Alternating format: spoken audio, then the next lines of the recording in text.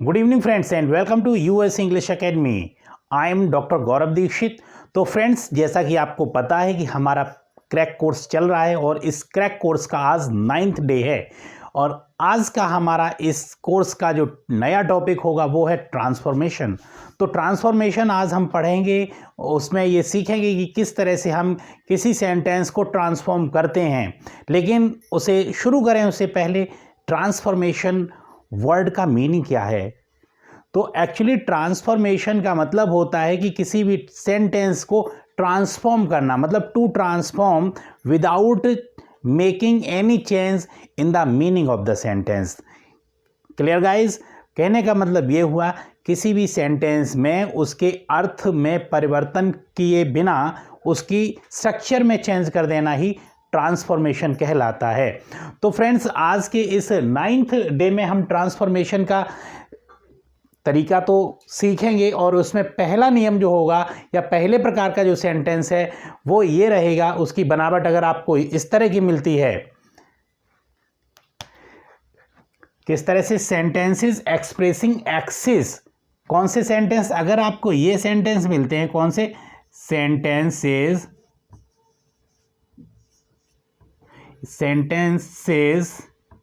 Express axis,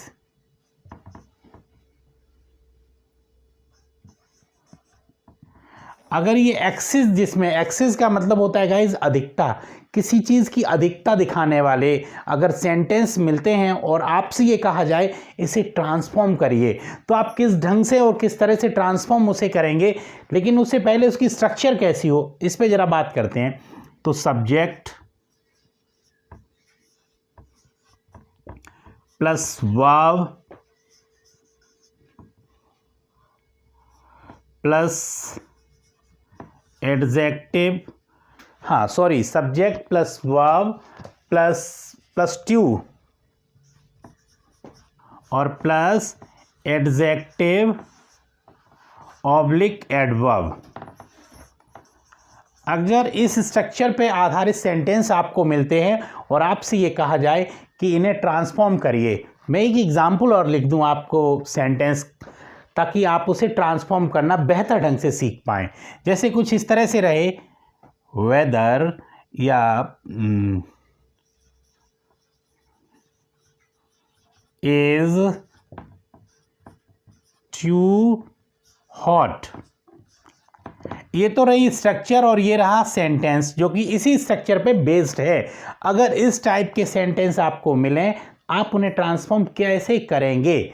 तो इस तरह के सेंटेंस को ट्रांसफॉर्म जरा कुछ यूं करेंगे क्या कि इसमें हमें पहला काम क्या करना पड़ेगा, रूल नंबर 1 वो ये रहेगा कि इसे हमें रिमूव कर देना है। क्या? ये तो इसी तरह से रहेगा सेंटेंस की शुरुआत। इसके बाद हम इसे जो टू है उसे क्या करेंगे, हटा देंगे। Clear guys? याद रखना, नंबर 1 काम, वी रिमूव द ट्यू को हमें रिमूव कर देना है। अगला काम हमें जो करना वो गाइज ये करना है, इसके बाद जो एडजेक्टिव एडवर्ब जो भी दिया गया है उसे हमें कंपैरेटिव डिग्री में चेंज कर देना है। चेंज द एडजेक्टिव, इसे आप लिखते जाना guys, adjective into comparative degree.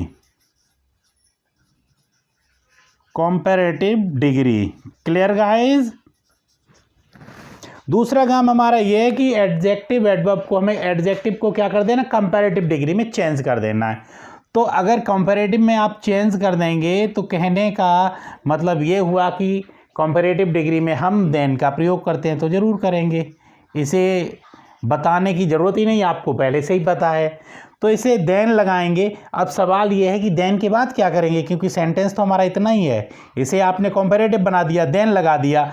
अगला जो काम रहेगा गाइज वो क्या है, इसके बाद आपको देन इट शुड बी या फिर इट इज प्रॉपर, ये फ्रेज हैं, इन्हें आपको यूज़ कर देना, ये याद रखना होगा कि इट इज़ प्रॉपर या इट शुड बी, ये यूज़ करना है। तो इन 4 चीज़ों का ध्यान रखना है और इन सेंटेंसेस को जो कि विच एक्सप्रेसेस एक्सिस, जो एक्सिस को एक्सप्रेस करते हैं या एक्सिस का भाव देते हैं, किसी चीज़ की अधिकता का भाव देते हैं, उन्हें इस पैटर्न पे आपको चेंज करना या ट्रांसफॉर्म करना है। तो जब ये पैटर्न हम फॉलो करेंगे तो ये सेंटेंस लिखा है वो किस तरह का बन जाएगा गाइज, जरा गौर करना। ये एक मैं एग्जाम्पल के तौर पे बता रहा हूं, उसके बाद आप एक्सरसाइज करना। वेदर